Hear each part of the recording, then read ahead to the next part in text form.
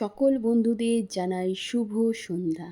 আজকের দিনটা আশা করি প্রত্যেকে খুব আনন্দ করে কাটিয়েছো বা এখনও কাটাচ্ছ। তো আজকে একটু অন্যরকম ভিডিও তোমাদের সামনে নিয়ে আসলাম। যারা যারা ছবি আঁকা পছন্দ করো বা আঁকা অনেকে হয়তো ড্রয়িং করতে পারো না, বাট আঁকা দেখতে খুব ভালো লাগে, আশা করি তাদের এই ভিডিওটা খুব ভালো লাগবে।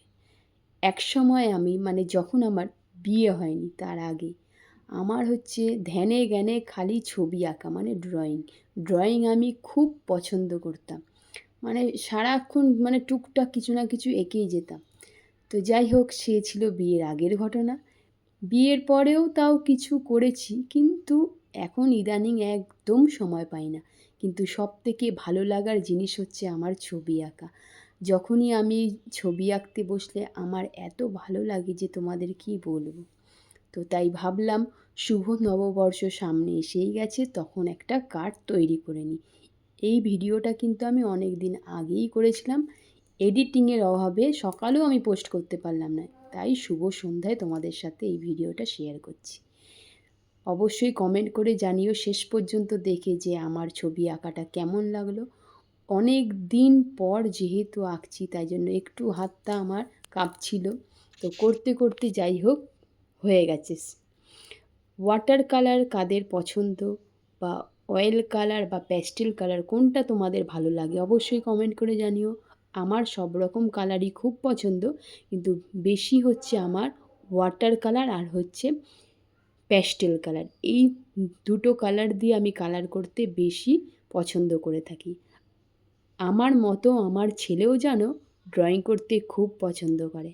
খালি বলবে, ওমা ছবি এঁকে দাও, আমি সুন্দর করে রং করব।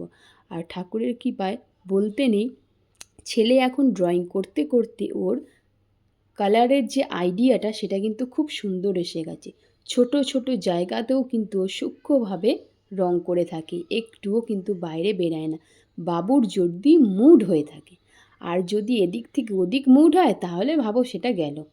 সে যাই হোক, ছোটো মানুষ, ওরা তো এখন করবে, এইভাবেই চলতে হবে। তো আমিও ভাবছি ছেলেকে একটা ড্রয়িংয়ের স্কুলে দিয়ে দেবো, কারণ আমার কাছে বেশিক্ষণ বসেও করবে না, ওখানে তাও শিখে আসবে। তো তোমাদের সাথে কথা বলতে বলতে ছবিটা আঁকাও হয়ে গেল। দেখো, ওয়াটার কালার দিয়ে অনেকটা কালারও করে নিয়েছি।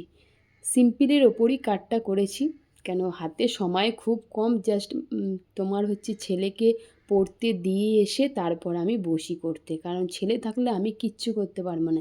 এই যে দেখছো জিনিসপত্রগুলো, ছেলে যদি দেখে সব ভাবো একদিনও না, কয়েক ঘন্টার মধ্যে সব শেষ। শেষ কি, সব এদিক ওদিক উল্টো পাল্টা করে জিনিসটাকে আমার নষ্ট করে দেবে। কথা বলতে ছেলে যখন দেখে না আমি এইসব করে থাকি, প্রায় শেষের দিকে যখন বাবু ফোন ঘেটে দেখে যে মা এগুলি করেছে, অবশ্যই কমেন্ট করে জানিও তোমরা কেমন হয়েছে। ভালো লাগলে একটু শেয়ার করে দিয়েছি, লাইক কমেন্ট করো, পাশে